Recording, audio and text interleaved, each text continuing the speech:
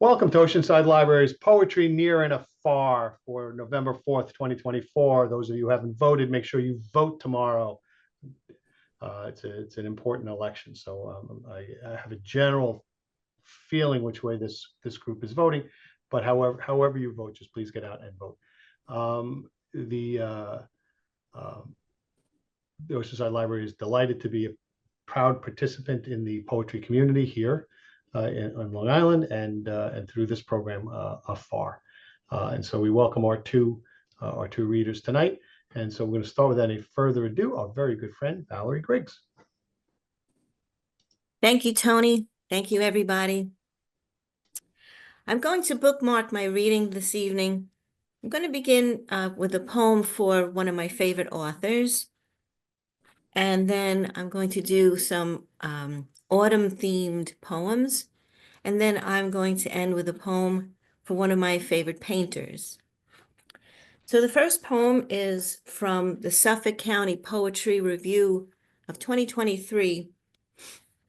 And the poem is Mark Twain's House. I didn't expect the opulence, you, the gritty journalist. But there, Victorian wallpaper with Greek gods, gilded frames cradling old oil paintings that hung above overstuffed, embroidered chairs, the dark wood, the greens, the indigos.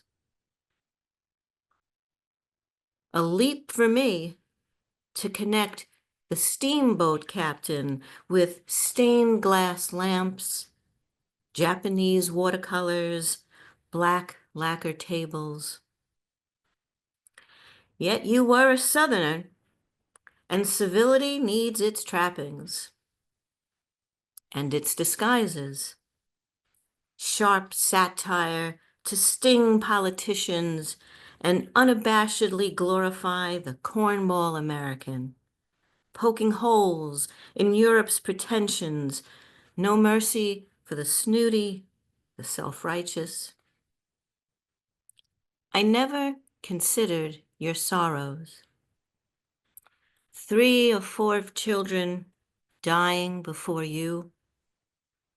So devastated by Olivia's death, you refused to do that funeral walk. No, not another one of those. Maybe that's where your celestial descriptions came from. No one could write the river, the land, the sky, the saint, the way you did. Why not create a sanctuary here in Hartford? A vault for treasures, silence, and beauty. Your soul needed a soft place where you could slow down death and breathe life into dots and scratches on a page.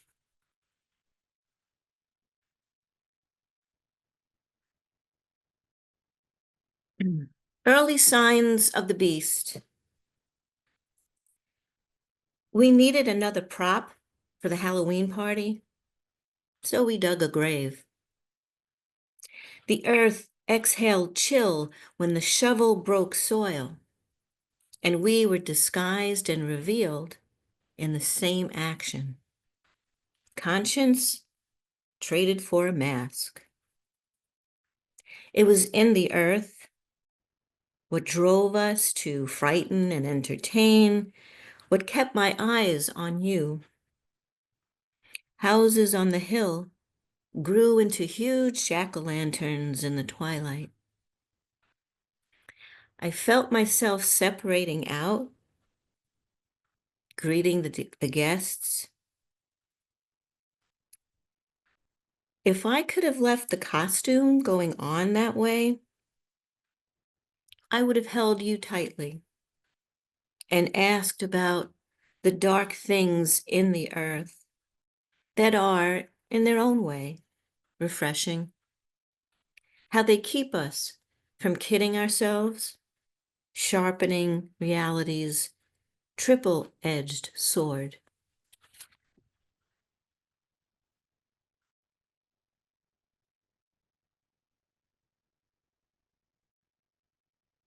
Caesura.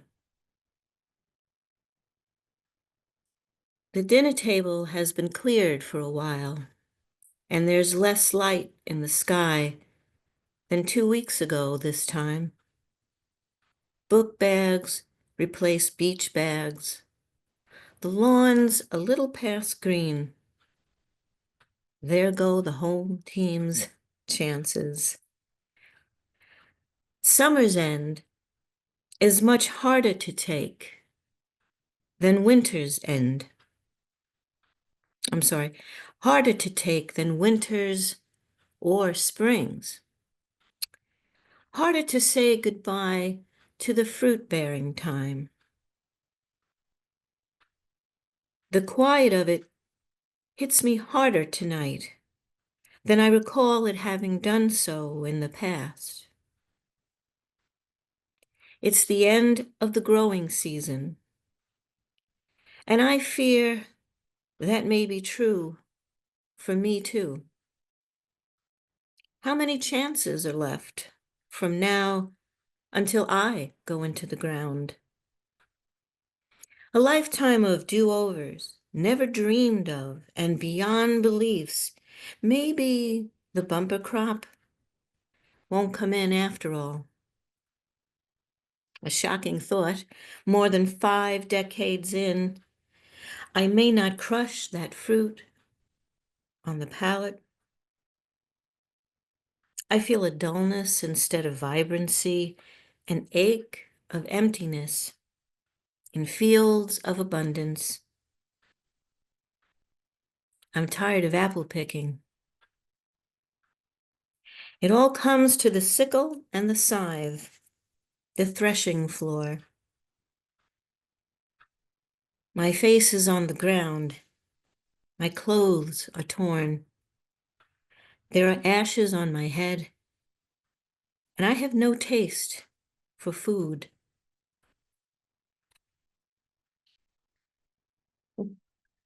Autumn is my favorite month, though. Equinox. Trees become distinguishable in their last moments, no longer the undefined green borders along highways, lakes, and golf courses. They present themselves a telling corsage, orange, burgundy, crimson, for the marriage of summer and winter. The union is marked with golden disappearance. Petals and leaves blow away, birds migrate, animals hibernate. The earth leans away from the sun, emptying itself of summer's sour odors. October smells like your hair after we stood for hours round the fire we built in a circle of stones. The fire lit our smiles, our singing, but just outside the halo, black night dared us to look at our disguised souls. Some women marry man. Some marry family. Some marry God or art or money. Take vows with whatever makes you whole. Be discriminating. Be faithful.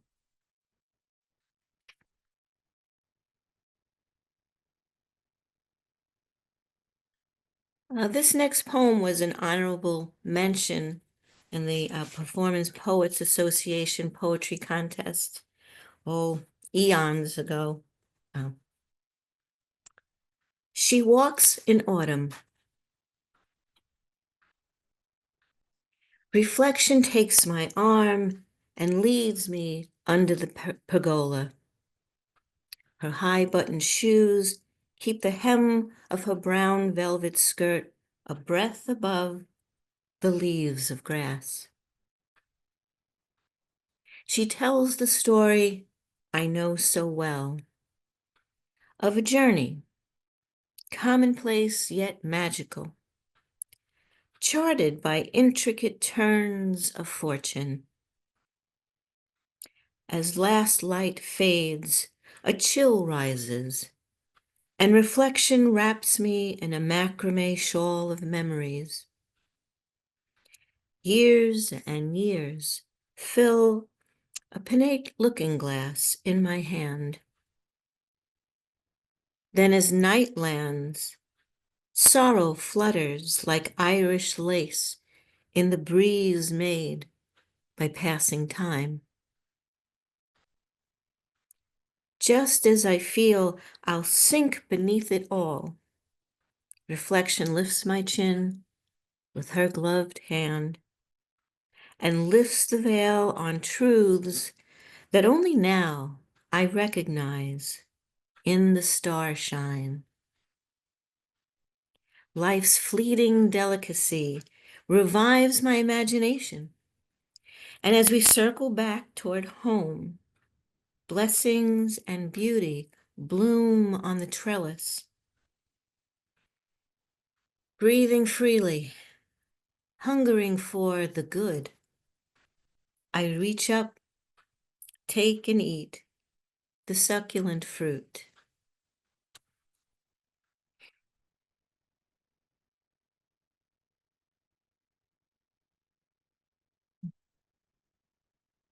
Turn the clock. Night is opened by a moon as round as life, and all our words, like wind, roar and die down. October breezes shake moon rings onto rooftops that bounce off our half-buried intentions and toll the time to our hearts. Time to go under autumn's leaf quilt, then under the grass to an underground stream, then under the stream into what has fallen from on high with more irony than Icarus. Regret barks at the autumn moon and uses bare branches to scratch loss and longing onto the equinox. The years glow as finches' wings would if they flew at night. Seasons past quiver in your chest as you turn the clocks. Smoky clouds carry promise of morning. You dream that beauty is a guest in your mouth, voicing with the far away. At first light, fully rested, you hurry to the park, kicking through leaves ankle deep, their rustling sounds like a faraway surf. You walk into the turning with a spring in your step, into orange gold paths made by sunlight because you are convinced of better things to come.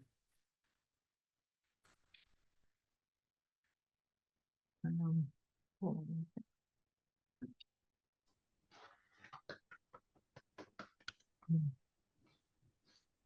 Oh, sorry. It's okay. Take your time.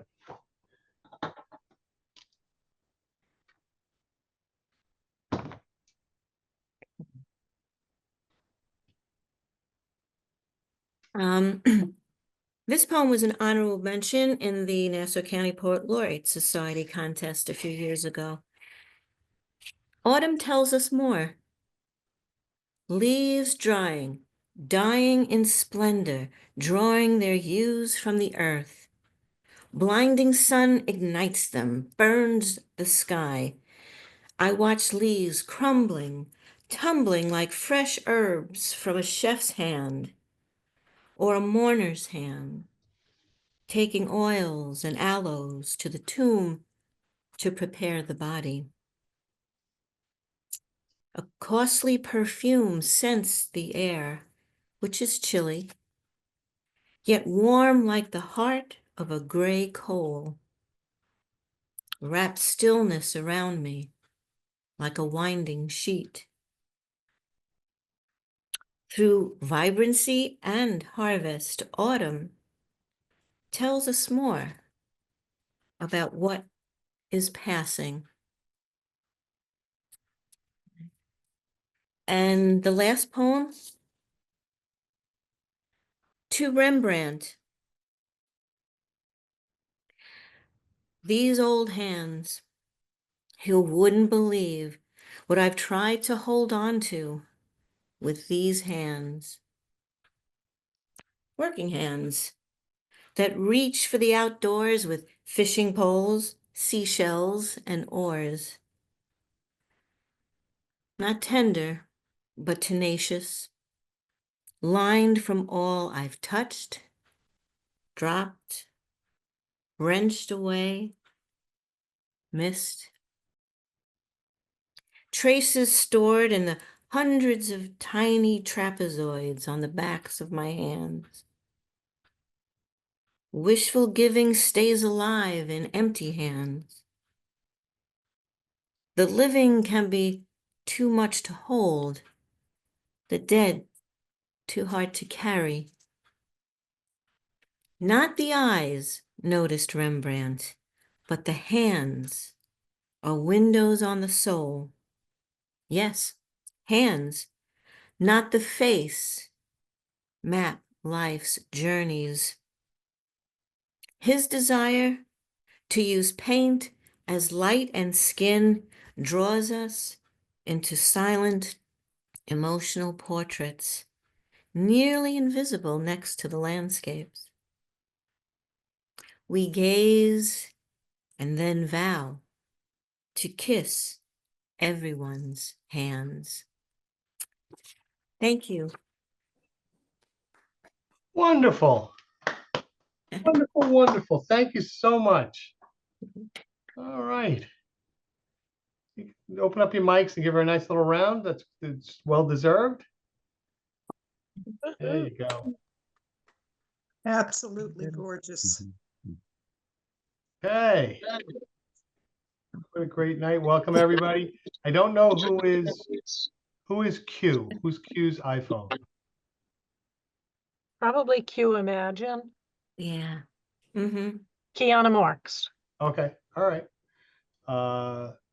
That's fine. All right, as long as we're not getting bombed again. That was Zoom bombed. Oh. Okay. All right. Well, thank you so much, Valerie. And so now, without any further ado, our friend from the Midlands, Rick Christiansen. Okay, well, thank you so much. First off, let me say I want a do-over. Valerie, I don't want to follow you. You're too good. I want to go first, so I'm going first. Anyway, of course, tomorrow is election day. I was able to, in Missouri, vote last week in what they called early no excuse in-person voting. And so I went over to the Element Church and I got in the giant parking lot, got to the end of the line, and they told me it was going to be about 4 hours. And I'm thinking to myself, I don't know if I could do this. But I was in and out of there in under 2 hours. Reason being that people were constantly peeling off of the line because they had to go to the restroom. And then they had to get back at the end if they tried again. So I wrote a sestina about all of that, and it is called Bladder Line Votes. In line, feet shifting, I stand in the fray. Ballot waits patiently. My bladder screams. Patience wears thin as minutes drift away. Democracy calls, but so do the stalls. One by one they leave, no longer at ease, rushing with hurried steps, losing their chance. The line melts away, folks fleeing, no chance to stay firm, unlike me, who holds the fray. While others retreat, my resolve finds ease. Though ballots wait no less, my bladder screams. I stay. Depends, secure beneath it all. The urgency is gone, bathroom and stalls. Each face peels off, heading straight for the stalls, but I remain, knowing I've still a chance. The ballot calls. Bladders lose at its call, yet I alone withstand the pressure. Fray. Depends beneath resolve through bladder screams. I stand strong while others rush off at ease. One by one, their fates sealed with a quick ease, relieved of waiting, racing toward the stalls, but not me, though inside my body screams. I hold my spot and cling fast to my chance. I inch forward, breaking out from the fray, still standing tall while others heed the call. Now, free at last from the grip of those stalls, the line grows shorter as I hold at ease. Bladders lose, but I stay amidst the fray, watching as hurried feet race toward their stalls. Democracy's my prize, and here's my chance to cast my vote as quiet chaos screams. Though others rush, racing away in screams, I stay. My will to hold beats bathroom stalls. Inching close to the box, I seize my chance. The finish line is in sight. I vote with ease. Bladders lost in the rush toward the stalls, but I've made it through this shifting tense fray. Though bladder screams, my stance is strong with ease. While others flee to stalls, I claim my chance, passing the fray, the ballot in my grasp. Thank you. Okay, so of course, everybody who's got a book out there, when they do readings, they're always shilling their books. So my book, Bone Fragments, is for sale in over 100 different places. And of course, being a poet, perversely, I'm not going to read anything out of the book. Everything else I'm going to read tonight is from my new manuscript, Not a Hero, that I hope will be coming out in early 2025. And I will start with the title poem, Not a Hero. This is a poem, I guess, more than anything else about war, but it's about my dad. Not a Hero. Begins with an epigram that I wrote. Just not shattered, not yet shattered, reflecting and bending light. We are all new glass. My father was past 80 when he finally began to tell us about the war. It was his first war when he was only 20. He served during 3 conflicts, but it was that first war that marked him. It started when we found the box of his medals and we told him that he was a hero. He became angry. He rejected the label with scorn. He told us that he knew heroic men, but that he was not one of them. He said, first you get scared and you stay scared. You were frightened for so long and so relentlessly that you get angry and you stay angry. You're angry for so long and so relentlessly that you get stupid. You start to take risks. You do crazy things that you would never have imagined. And if those crazy things don't get you killed, well, then they give you medals. But it was all just because you were afraid and you didn't want to be there and you could not believe that you were there. How the hell did it happen? You were pissed at yourself and the enemy and your mission and the cold and the dirt and the bullets and the goddamn army. He said the good war movies got a lot of it right, at least the newer ones. But he said they couldn't get at his deepest memory of it all, the smell. He told us of the smell of his own skin and of the men around him in the foxholes. Once they had a break, the major told them to put the torn and worn uniforms that they had been wearing for months into a pile, a gigantic pile of filthy fabric, and they doused it with kerosene to burn the stench and the lice. And they all got cold showers and fresh uniforms were on the way. But the new uniforms never got there. Each man had to pick through the pile of kerosene-soaked garments, trying to find something close to the right size with the correct rank and insignia. He said he spent 2 more months in another man's clothes, and that it took a week before the stink was his own again, even through the stench of kerosene. But they were grateful. At least the fuel killed the lice. He said the cold that winter was worse than the artillery.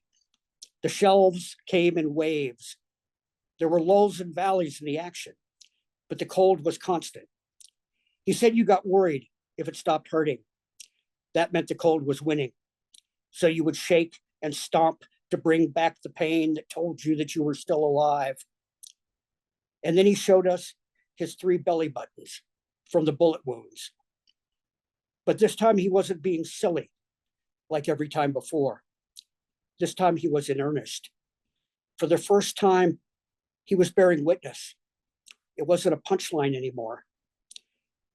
He told us all of these things almost quietly, quickly, and with an embarrassment bordering on shame, but also some stubborn pride. He just wanted us to know that he was not a hero, you see. Thank you.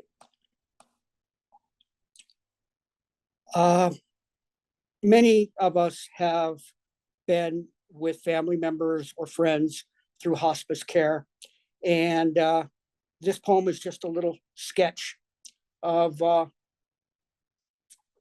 that experience, and it's called Annie 2022. The whimper is like releasing steam from a boiler. Incremental pressure dropping, joints relax as they flex. Pain too big to feel all at once. Needs too large to capture in the boundaries of a moment. Desire and irritation, an itch.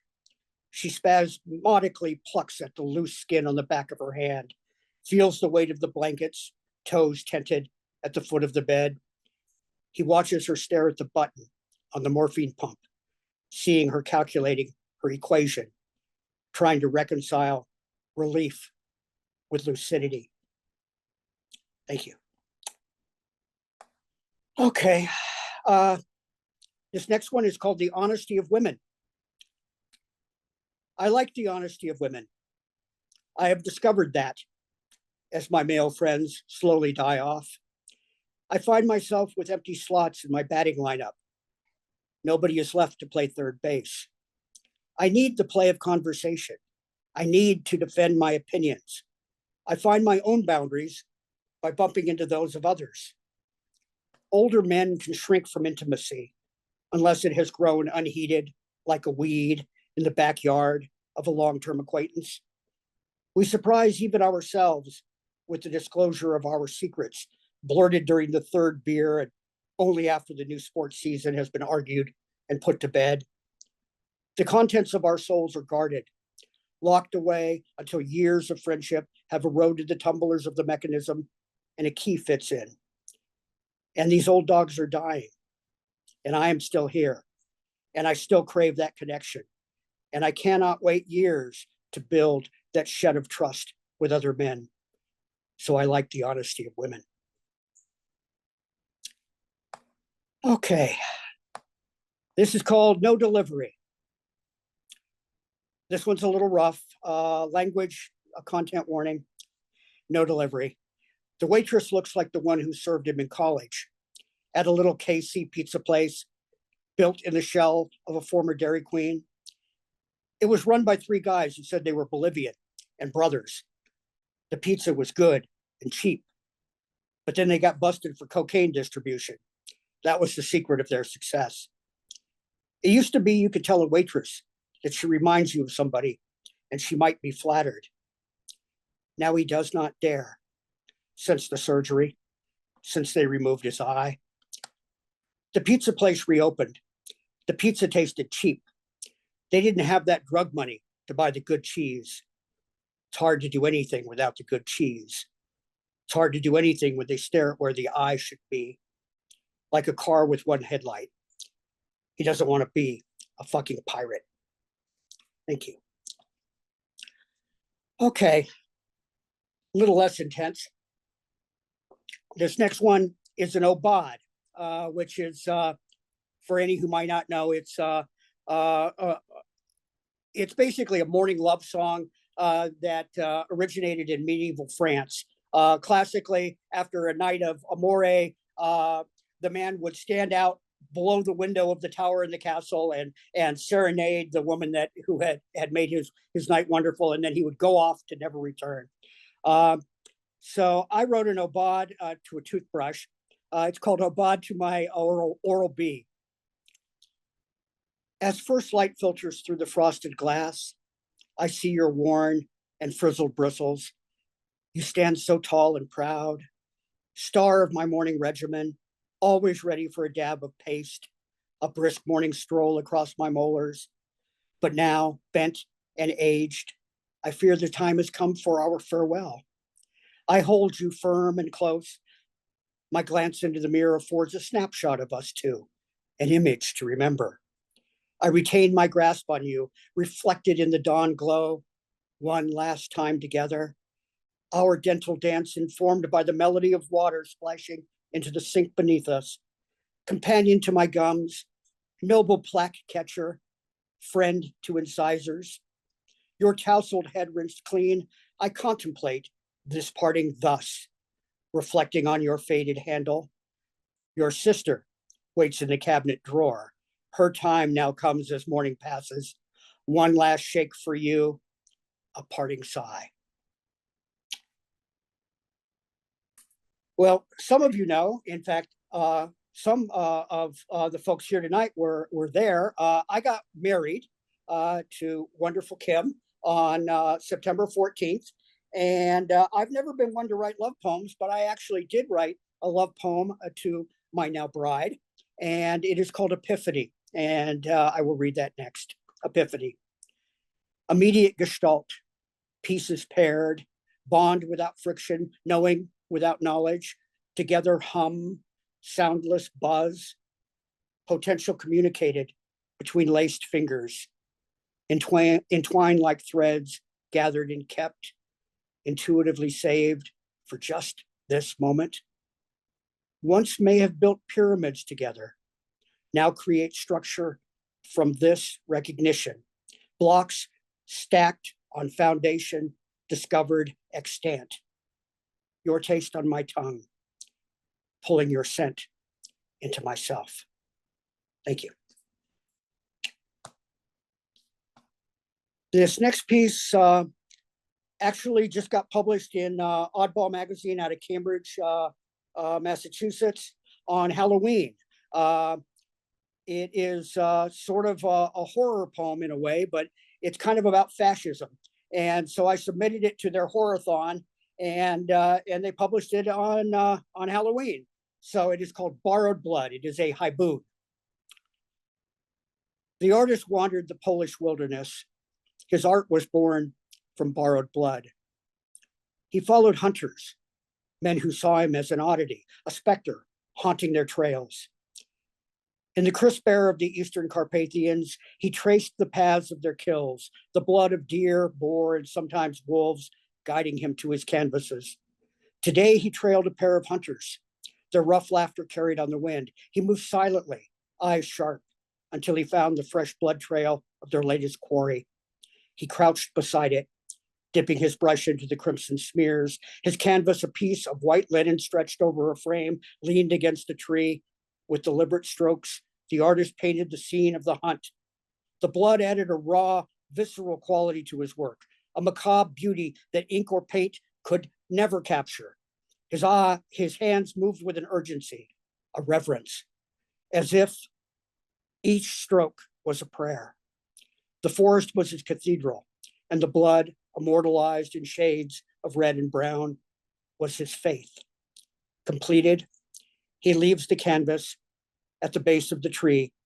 The hunters would find it come morning, as they always did, and wonder at the ghost who followed them. They never knew his name. Murders of Crow's Watch, satisfied with the outcome.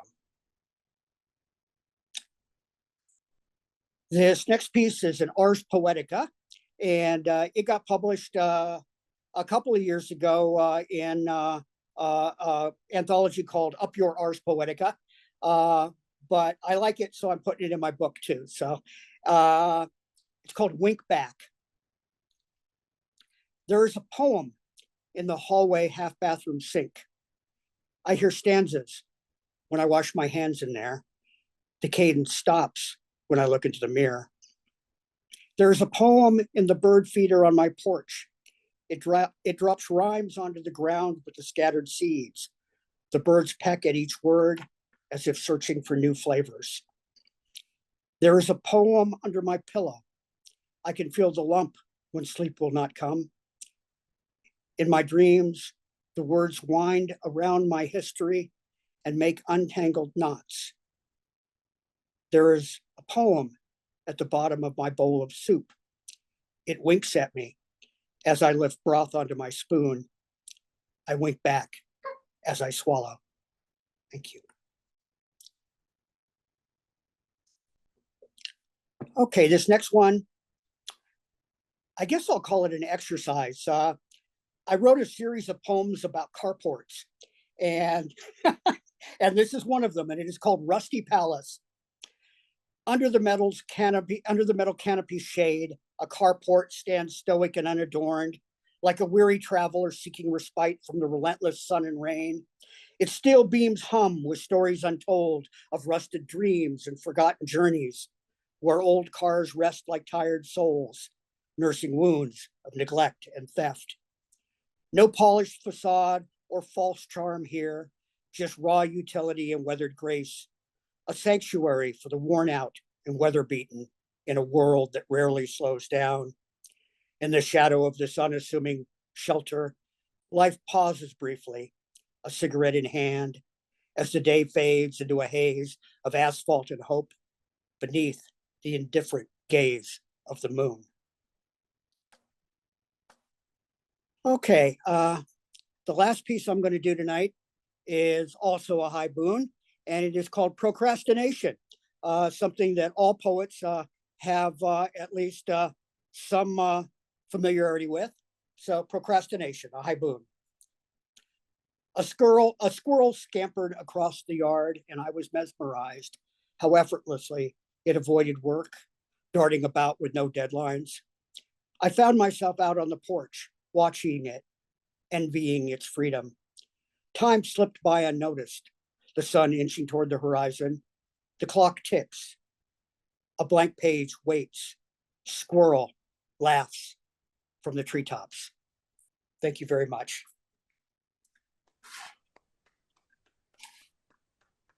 Myself. Hey, wonderful. Thank you so much, Rick. Thank you so much. So again, everybody can unmute yourselves and give everybody a good round of applause to Rick and to Valerie. Excellent, excellent, excellent. All right. We're going to start our open mic. And again, as I said, everybody gets to read one non-epic length poem. And we're going to start off with Madeline. And Larry, you're on deck. Okay, hi everybody.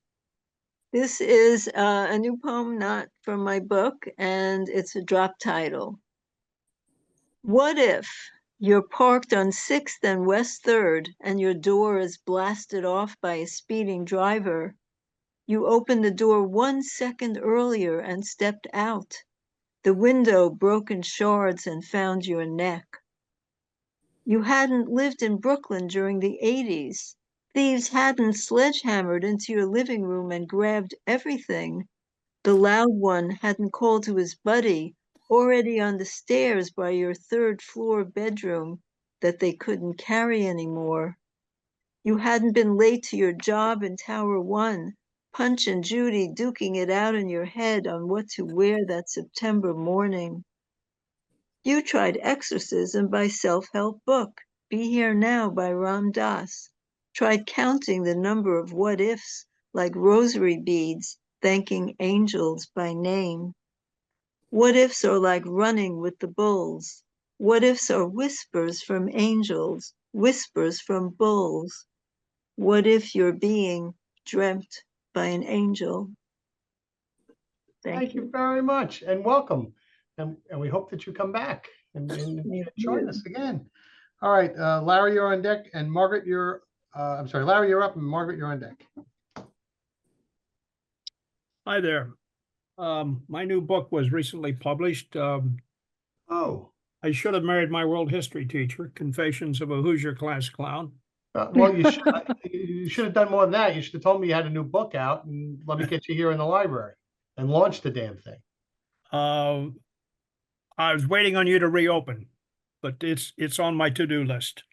Well, now it's on my to-do list. Yes. It's on your to-done list. It's on my to-do list. Okay, thank you. This is a snippet. I don't know how he did it, but the class of 1955 grew up with nothing in her hands or in her ears all the time. No telephones, no earbuds. When a bunch of us got together, we reduced to talking to each other. This is an ancient practice of looking someone in the face 3 feet or so away from you and exchanging words. We weren't always looking down. Our stubby thumbs were tools to grip handlebars on our bikes. Our thumbs did not type, ever. Our phones hung on the wall or sat on counters or tables. They were considered serious instruments reserved for important conversations and emergencies. The people paying the bills didn't think kids had important conversations. Many phones were black and they were heavy. You didn't put them in your pants. It would have taken a huge guy with huge breeches to stuff a phone in his pants. But then what would he have done with it? Phones had a wire attached to the wall. Our phones were appless. They didn't take pictures, have a screen with an interlocking black and white pattern that got you into ball games and concerts, have an alarm clock, give weather forecasts or sports scores, tell you how to say "don't stick your tongue out of me" in Italian. Although the telephones of my teen years didn't have games on them, that didn't mean they couldn't be sources of amusement. A popular telephone game was to call a store that sold Prince Albert pipe tobacco and ask, "Do you have Prince Albert in a can?" If the answer was yes, we screamed, "Well, let him out." Somehow that doesn't seem as hilarious now as it did back then. Thank you. Wonderful. Absolutely wonderful. Thank you. All right.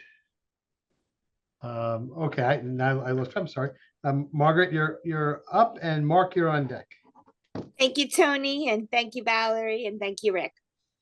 This is titled A Donation. The Last Exit is anything but a tribute band. Their created connection made on social media and News 12 coverage. Nicole and Melissa share a reason to meet up. Real love, a favorite song of Nicole's, a dedication proved its meaning. Listening to Pearl Jam covers together. Don't call me daughter, I'm just a poet amongst this audience, filled with heroes on a night at Mulcahy's, where a stranger made the sacrifice of a kidney transplant, showing us that music can save lives. Thank you. Thank you. Great poem. Thanks. Mulcahy's, one of my favorite bars, the bar that ate wonton. All right. Okay, Mark, you're up, and Robert, you're on deck. Young days. I miss the young days when staggering out of bed, bleary-eyed and cotton-mouthed, meant going to the bathroom to pee and hoping you weren't too drunk to reach the destination or puke en route. Instead of being awakened by a text from the job and plodding to the at-home workspace to log on to computer and reread the instructions I'd sent them earlier, and then place a phone call to perform an audio version of the "as I said in my previous email." I'd say more, but I'm going back to sleep now. Thank you. Well, seeing as I just finished a 4-day bender of a golf trip, I feel that one. Yes, excellent. Okay, so Robert, you're up, and Marvin, you're on deck. Thank you, Tony. Now is the autumn of our contentment. Now is the autumn of our contentment, made richer, rarer, with each morning's coffee and conversation and companionship, so calmly, casually waving at wintry woes, either in sardonic salute or as if to say, away, away, not yet, not yet, not quite ready yet. Now is the autumn of our contentment, made cozier, rosier, which each afternoon's nods to napping or mapping our hiking getaways, knowing, of course, there is no getting away from the seasons seasoned with a spectrum of aches and painful worry, but no worse than that, not yet. Now is the autumn of our contentment made more delightful with each evening's shared meal, shared touch, shared trust, shared dreams of one more creative burst, just one more, and one more after that. Ready, but never really willing to welcome winter. But if autumn's already here, can winter be far behind? Thanks for listening. Thank you so much. Once again, as always, thank you, Robert. Great job. Marvin, you're up, and Ann, you're on deck. I wrote a series of poems on fictitious characters. This one is on Shakespeare's Othello, the villain in the piece, Iago. And the expression white ewe refers to a female sheep, since ewe is EWE. We cannot expose you, being far away in time and space.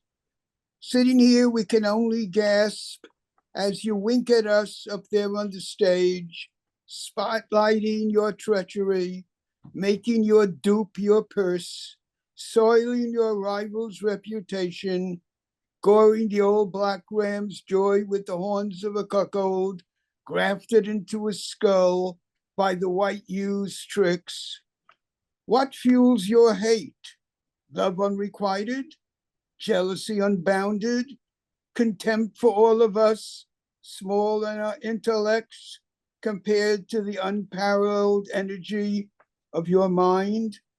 But then again, you cannot hear us to answer our whys. You live beyond our grasp, and so focused on your mission that even if we were written into your world, you would be blind to us. Thank you. Great poem, Marvin. Thank you. I like that whole idea, that whole series. Sounds great. All right, Ann, you're up, and Barbara, you're on deck. Oh, what a wonderful evening. Just beautiful, intimate portraits from our readers. Beautiful evening. This is Ann, I'm going to stop you for half a second because I think we lost Barbara. So Edna, you're on deck. There you go. Go okay. get it. All right. Amaryllis. Once again, I have forgotten to rescue the striped amaryllis from November's wild winds. Belatedly tucked beneath the basement stairs, it flowered despite benign neglect. Closed closet doors could not prevent the pale green stem from bending towards the light. So much hope contained in a simple, wondrous bulb. Wow. Great job, Ann. Thank you. Thank you. All right, Edna, you're up, and Jack, you're on deck. Yes. November 4, 29 years later. October 16, 2024, Yahya Sinwar dead, the man behind the massacre of October 7. His name means will live. November 4, 1995, Yitzhak Rabin dead, the man who dared to try pave a road to peace. His name means will laugh. Today, neither is laughing nor alive. God-given Netanyahu led to the killing of both, along with scores of young and old, baby Mila Cohen of Be'eri, Grandpa Chaim Perry of Nir Oz, his own, annihilating those he hates rather than protecting the ones we love. Okay, thank you for sharing. Appreciate that. All right, Jack, you're up, and then JR, then you're on deck. There we go, Jack. Where'd you go? There you are. Okay, this is a poem that commemorates the end of daylight savings time, called Walking a Dark Night, Holding a Guiding Light.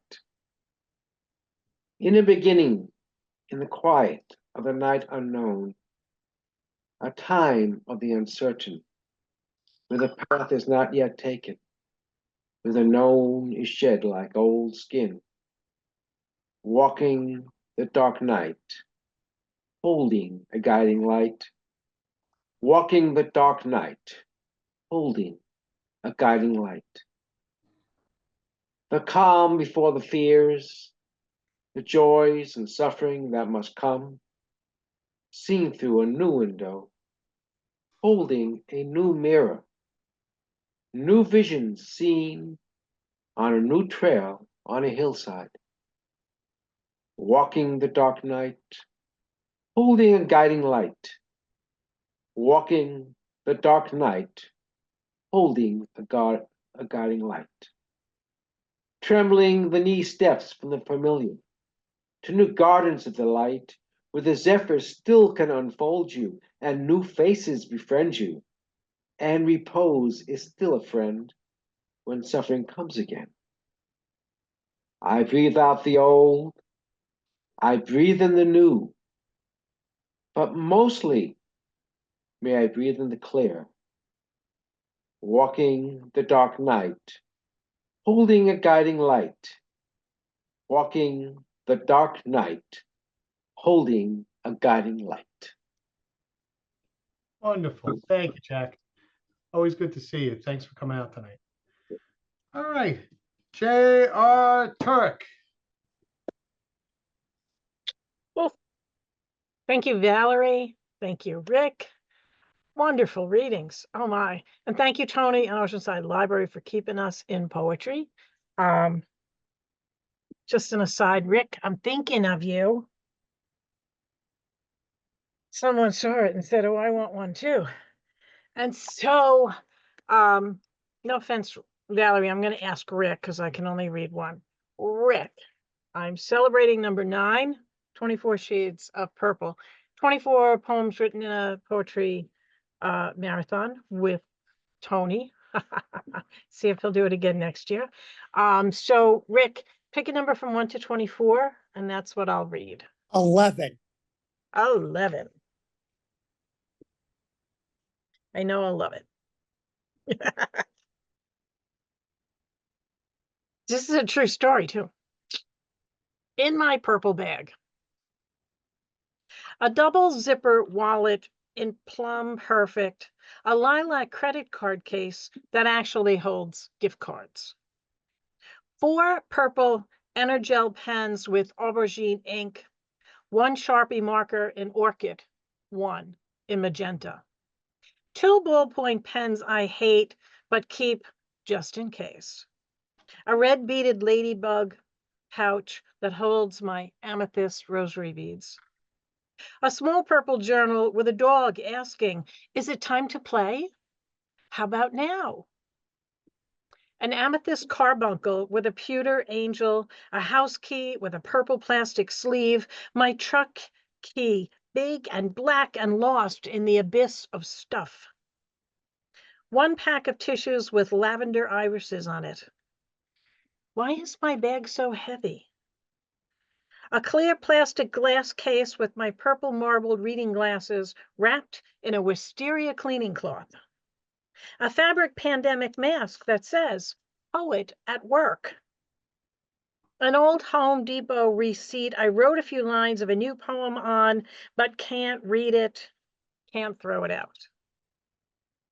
A cluster of safety pins pinned together, several vinyl-coated paper clips in varying shades of purple. Band-Aids, purple. Where did I get those? My cell phone in the military-grade dark purple metal case. It weighs a ton.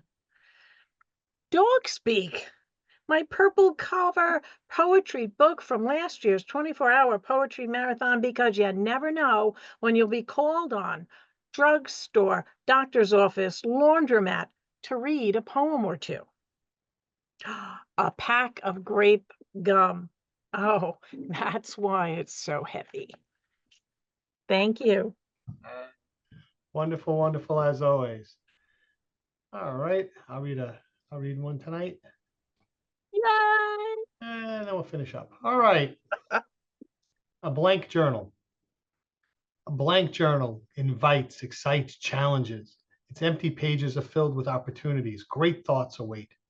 Prose that will inspire, poetry that can sing. There, hidden between the narrow lines, are dreams broader than the sea. A blank journal, like Michelangelo's block of untouched marble, harbors poems and essays, short stories, and novel outlines. A blank journal, a blank journal, a blank journal is as intimidating as Satan's hellhound. All right, everybody. Thank you all so much for coming out tonight. Let's hear it once more. Let's open it up for Valerie and for Rick. Great job. Wonderful open mic. I can't thank you all enough. We'll see you in a couple of weeks, and everybody be safe and make sure you vote. 2 weeks, Tony, 2 weeks. I know. Yeah. Yeah. All right, everybody. I surprised Good night. myself. Thank you. Thanks, Thank you Tony. all. Thanks, everybody. Night. Thank you Good very night. Good night. Yeah. Great Good night. night. No. I'm gonna, Great I'm gonna stuff.